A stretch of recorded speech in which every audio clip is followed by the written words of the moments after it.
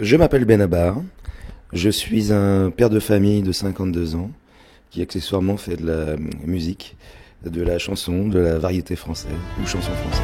Tous les divorcés se sont aimés tendrement. Un week-end sur deux, ils le répètent à leurs enfants. Quel est le plus important, le premier amour ou le plus récent? Non, parce que c'était vraiment pas prévu. En fait, c'est le fruit des différents confinements. Moi, j'étais habitué à tourner tout de suite après un album, tourner pendant 1 an, 2 ans, à chaque fois depuis que j'ai commencé. Et là, n'ayant pas la tournée, je me suis retrouvé un peu gros gens comme devant, comme disent les jeunes.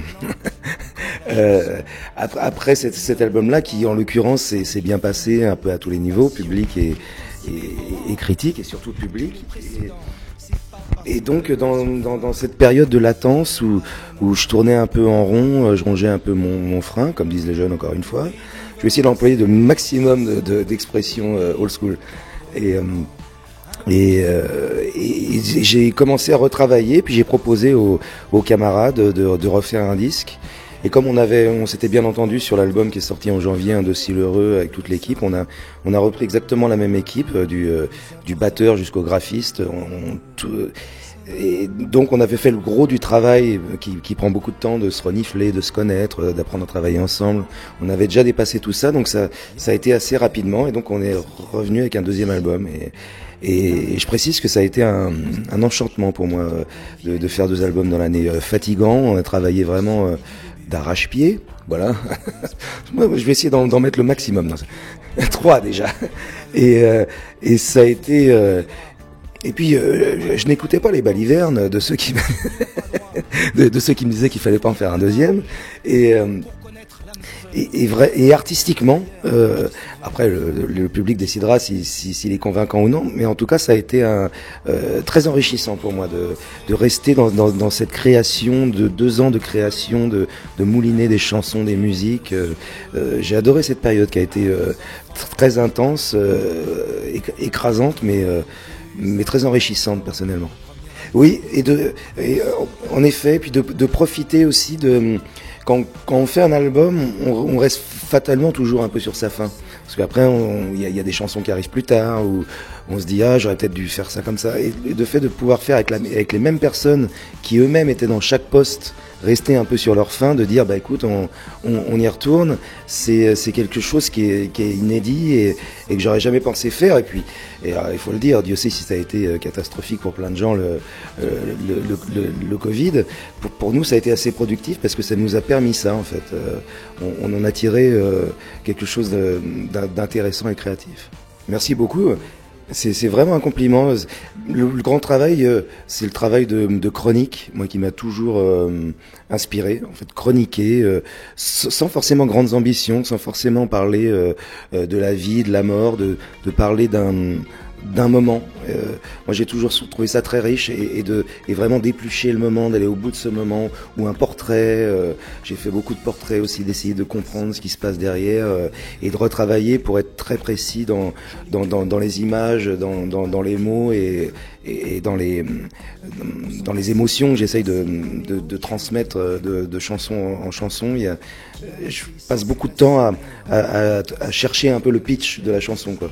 Qu'est-ce que je vais raconter, comment je vais le raconter, et puis en plus en travaillant avec pas mal de personnes, on élague au fur et à mesure, on précise. Ce travail de précision a été vraiment le cas sur cet album-là, d'aller vraiment presque le plus simple à chaque fois dans ce que je voulais exprimer, et y compris musicalement. Essayer d'aller...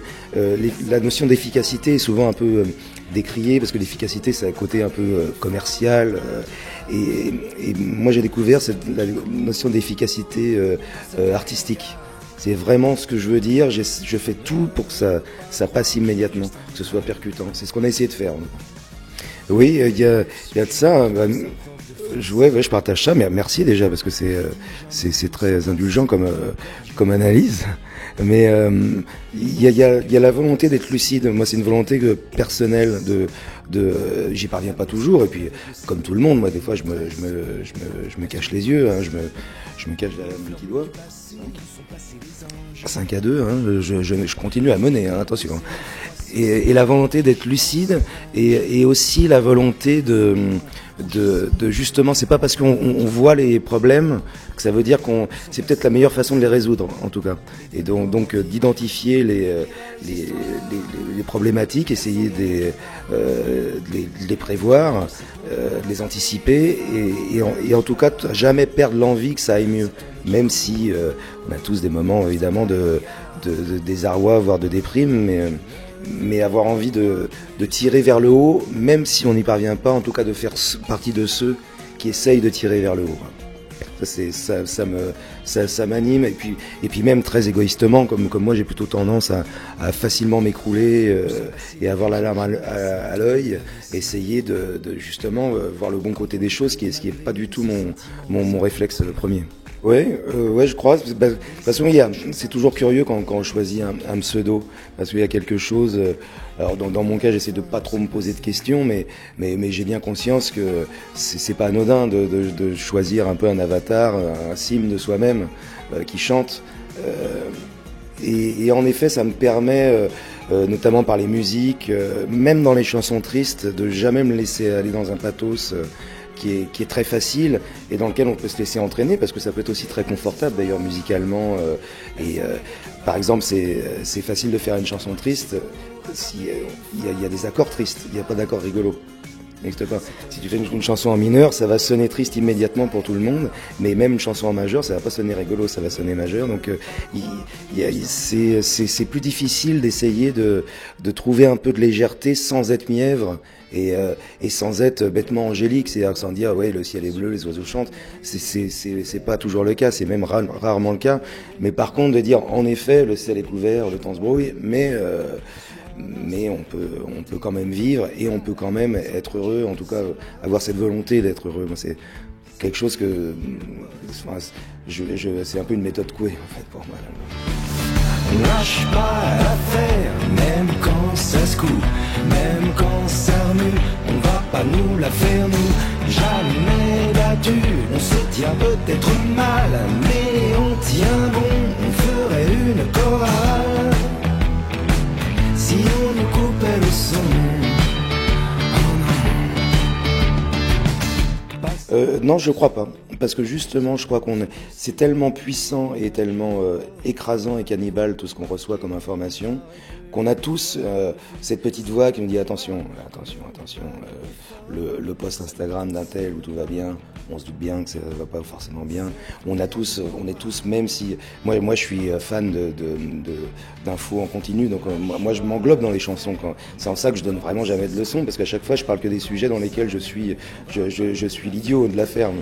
Je m'aperçois à chaque fois en disant mais je regarde trop les infos en continu, et je m'aperçois que c'est le cas de tous mes copains, de toute ma famille, que c'est oui, il faut se méfier. Donc on a quand même tous cette distance par rapport à ça qui nous sauve justement on perd pas l'essentiel, c'est-à-dire que tout le monde se rend compte, il y a quand même plein de choses, même des trucs de tous les jours, le circuit court, le côté pas manger des fraises au mois de décembre, enfin ce sont pas que des détails, c'est aussi une façon de revenir à une réalité et de sortir d'une réalité virtuelle qu'on peut nous imposer justement, notamment avec tout ce qu'apporte Internet et ce qui est à mon avis à rejeter, la gratuité, l'immédiateté et la transparence, qui sont déjà trois valeurs que je défends pas du tout. Et que voudrait imposer Internet, mais on est tous un peu d'accord, c'est-à-dire que ça va trop vite, il faut prendre du temps, il faut en savoir un peu plus, on est tous conscients des fake news, donc moi je fais assez confiance à nous tous en fait. Je crois que globalement, tous ensemble, on est moins con qu'on en a l'air, et que le pensent parfois certains politiques ou certains journalistes ou certains médias, enfin bref, ou certains artistes aussi d'ailleurs. Je pense que tout le monde a quand même une lucidité et un recul. Et la liberté de penser, pour moi, n'est pas du tout perdue. Des fois, moi, je parlerais plus de paresse de penser. C'est-à-dire que des fois, il y a des gens parce qu'ils ont autre chose à faire, parce qu'ils sont malheureux, parce qu'ils viennent de se faire virer, parce qu'ils sont en plein divorce, donc préfèrent. Mais c'est plus de la paresse que de la que de la bêtise ou que de l'aveuglement, je crois. Exactement, et ralentir, et ça moi je le sens en plus en tant que papa de 52 ans, c'est-à-dire que la vitesse de tout ce qui nous entoure, moi me semble trop rapide. J'ai besoin de ralentir. Autant c'est vrai de dire que c'était pas mieux avant, parce que c'est complètement con de dire ça, parce que c'était pas mieux avant, mais c'est absurde de prétendre que ce sera mieux après forcément, ou que la modernité apporte forcément du bonheur ou de la liberté ou de l'égalité. C'est aussi complètement con de dire ça. C'est profiter un peu du moment présent, en sachant que le moment présent c'est pas forcément un millième de seconde. Le moment présent ça peut être un an. C'est aussi ça le moment présent. C'est un peu plus, c'est une flaque le moment présent. C'est pas juste une simple goutte comme. Enfin, j'essaye de le prendre comme ça. Oui, aller trop vite, courir après des leurres, après une vision de soi-même, justement, le côté négatif de ce que tu disais, une projection idéalisée de soi-même qui est souvent d'ailleurs sur les réseaux sociaux. On a l'air très heureux, cette trouille d'être malheureux, ce délire sur le jeunisme, considérer que dire de quelqu'un qu'il est vieux c'est un peu insultant, ça c'est à mon avis un problème de curseur et de. Alors c'est vrai, encore une fois, moi j'ai 50 balais, mais c'est vrai que pour les jeunes, laisser le temps, c'est pour ça qu'il faut encourager à lire. Même moi, je suis pas un énorme lecteur, etc. Puis c'est normal que les mômes ils soient sur leur iPhone, enfin sur leur téléphone, qui regardent des séries et tout ça, et qui jouent à des trucs. Mais c'est pas mal d'avoir la lecture parce que c'est aussi un rythme complètement différent. Il y a pas que la course, quoi. On peut aussi marcher, on peut aussi aller au petit trot.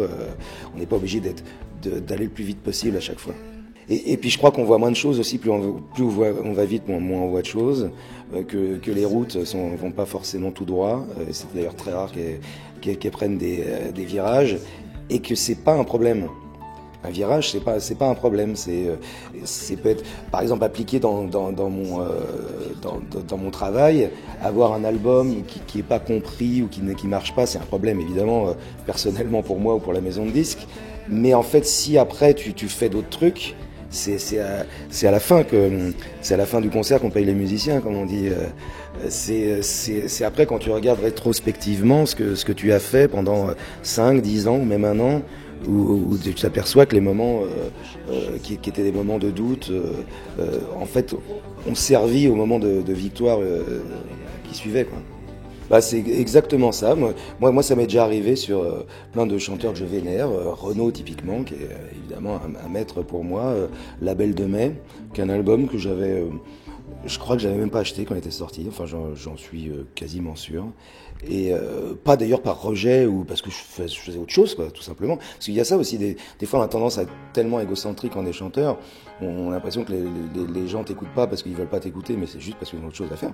Ou ils écoutent quelqu'un d'autre, ou ils sont malheureux ou amoureux ou dans un autre pays. Enfin, il y a aussi plein de raisons qui nous concernent pas directement. Et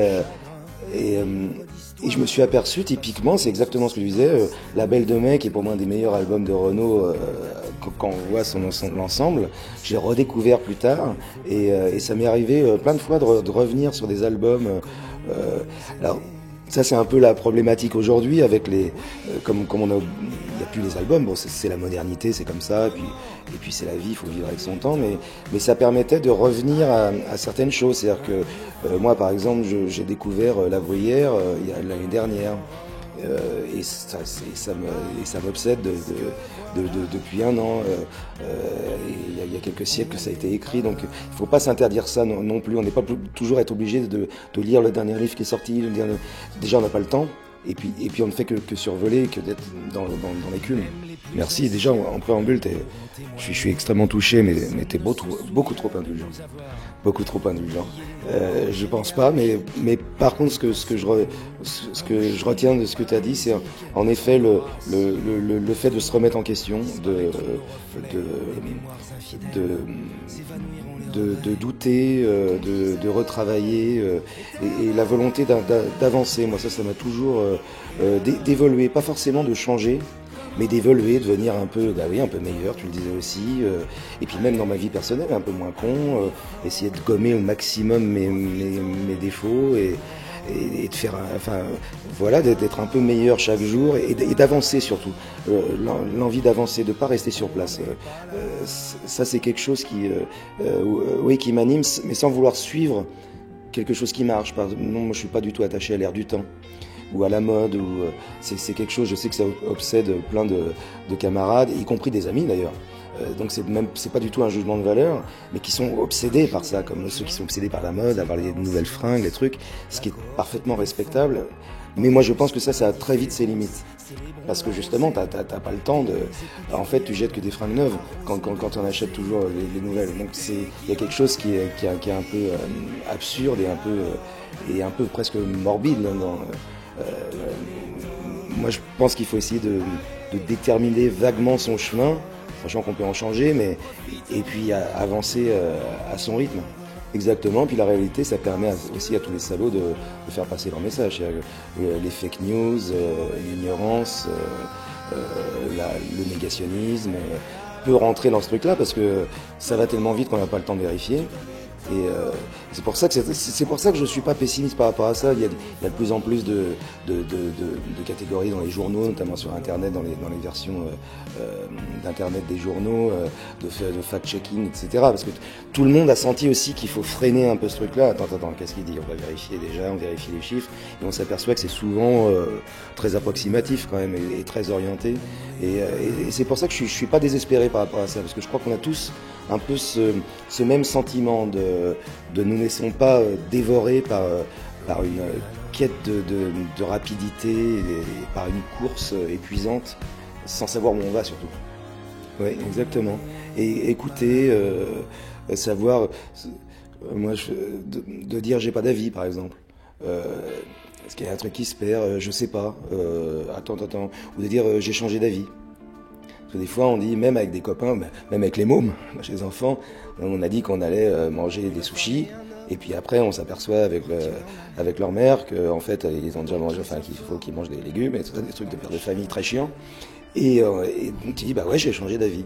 Et en expliquant au gamin, tu peux changer d'avis aussi. Tu as le droit de dire, en fait, j'ai dit ça, mais c'est pas un pacte scellé. J'ai appris d'autres trucs entre-temps, donc j'ai changé d'avis. Donc c'est pas j'ai changé d'avis parce que je suis une girouette, c'est juste j'ai changé d'avis parce que j'ai des infos que j'avais pas eu avant. C'est pas et ça c'est important de se conserver tous ces droits-là, être libre penseur, c'est aussi ça, d'affirmer tous ces droits-là. Ouais, il y en a. Dieu sait si moi j'ai toujours été plutôt. Alors ouais, j'ai des hauts débats, je suis très tourmenté, très dans cette famille-là, quoi. Cyclotimique très avancée, mais presque de moins en moins, grâce au vin rouge et à des médicaments notamment. Mais bon, je prends tous les médicaments qui peuvent amener du bien-être.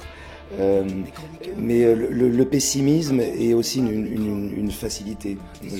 Je me rends de plus en plus compte. C'est-à-dire que on peut être optimiste, et encore une fois, optimiste, c'est pas forcément angélique, c'est pas forcément bébête, et le tout est une quête de bonheur. Et je crois, alors c'est un côté un peu enfant de cœur, mais que je défends aussi. C'est-à-dire que moi, je crois que tout le monde a droit au bonheur, y compris un raciste a le droit au bonheur. Moi, ce que je dis, c'est qu'il ne sera jamais heureux tant qu'il restera raciste. Et moi, j'aimerais pouvoir participer à ce genre de discours-là. Et puis, évidemment, à m'engueuler avec lui, et puis rien laisser passer de théories dégueulasses. Mais en même temps, savoir qu'il y a quelqu'un derrière, un être humain qui a le droit au bonheur comme tous les autres. Parce qu'il y a aussi plein de gens qui sont convaincus pour des raisons qui leur sont propres, qui n'ont pas le droit au bonheur, qui n'ont pas le droit à la sécurité, qui n'ont pas le droit au confort, qui ont un trauma, je sais pas, je ne vais pas faire de la psychanalyse facile, mais qui sont convaincus, qui sont obligés qui seront par exemple, qui vont s'emmerder en lisant un livre, qui vont s'emmerder en écoutant de la musique classique, ou que c'est pas pour eux, alors que c'est tellement pas vrai. C'est tellement pas vrai. Et il y a plein de gens qui abusent de ça pour opprimer tous ces gens-là. Ils leur disent mais non, mais la musique classique c'est un truc de bobo, les livres c'est un truc machin de branchouille, c'est pas pour toi, toi t'es dans la France réelle. C'est pas vrai, c'est pas parce que tu conduis un tracteur ou un camion que tu peux pas lire Proust ou Balzac, c'est pas vrai du tout, quoi. Et il y a des gens, on leur a tellement dit ça depuis qu'ils sont petits, qu'ils en sont convaincus, quoi. Moi, il y a des mots qui me déplaisent vraiment, c'est vulgarité et bon goût, mauvais goût. Parce que ce sont des mots déjà tellement valises, parce que t'es toujours le compte de quelqu'un, on le sait tous. Et c'est une fausse question, et c'est de ça dont parle une âme de poète, c'est que la vulgarité, elle n'est pas forcément dans la façon de s'exprimer. Il y a des gens qui font plein de fautes de français, qui disent des trucs très belles, des choses très belles, et d'autres qui parlent très bien, et qui disent des trucs dégueulasses. Ça arrive souvent. Et alors évidemment, on pense aux politiques, mais même pas aux politiques. Ça arrive tout le temps, partout. La noblesse et l'élégance, parfois, et rien que surtout dans les sentiments, avant d'être dans la forme. Et comme le mauvais goût, moi j'ai une passion pour ce que certains appellent le mauvais goût, parce que je trouve que c'est quelque chose de très touchant, parce que c'est quelque chose de brut et de primitif. Et des fois, le bon goût, il n'y a rien qui m'énerve plus quand je vois souvent des snobs qui parlent pour faire un compliment. Par exemple, Étienne Dao, que j'aime beaucoup. La pop élégante d'Étienne Dao. C'est-à-dire que moi, je trouve ça insultant pour Étienne Dao. C'est-à-dire que élégante, c'est quoi la pop élégante? Ça doit être la musique, ça doit être touchant, émouvant, chiant si t'aimes pas, bruyant, tout ce que tu veux. Mais élégant, pour moi, ça n'évoque rien. Ça veut dire, ça ne veut rien dire. Mais sauf ce que ça sous-entend, c'est que ça fait partie d'un truc qui est chic. Et comme le chic, par exemple, ça c'est chic, ça c'est pas chic. Et en plus, ce qui est très croustillant, c'est que les papes du chic, notamment ceux qui sont dans la mode, ne font que recycler ce qui n'était pas chic la veille. Aujourd'hui, mon pote coiffeur qui est coiffeur de mode très poussé, en ce moment à la mode, c'est les mulets, tu sais, c'est les trucs dont tout le monde se foutait, et qui revient maintenant, la plus grosse branchouillerie, c'est d'avoir un mulet.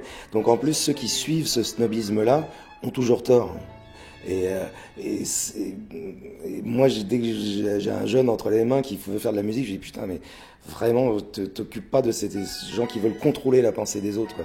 Parce que moi, ce qui m'inquiète plus que la bien-pensance, c'est plutôt cette volonté de penser unique, dire ça c'est bien, ça c'est pas bien. Dès que quelqu'un dit ça, à mon avis, faut l'éviter, celui-là. Oui, c'est ça, j'aime ou j'aime pas, ou je sais pas, ou en ce moment j'aime pas, est-ce qu'on peut changer d'avis, on peut, et surtout, jamais avoir le sentiment qu'on a le droit de dire à quelqu'un ce qu'il doit aimer ou pas aimer, quoi. Ah bah écoute, de repartir en tournée. On part en février, que tout aille mieux pour les tournées, pour pouvoir justement revenir à la simplicité poétique d'une tournée, c'est-à-dire deux groupes de personnes, un groupe de musiciens et un groupe de public qui se retrouvent dans une salle, qui est pour moi l'essentiel, quoi.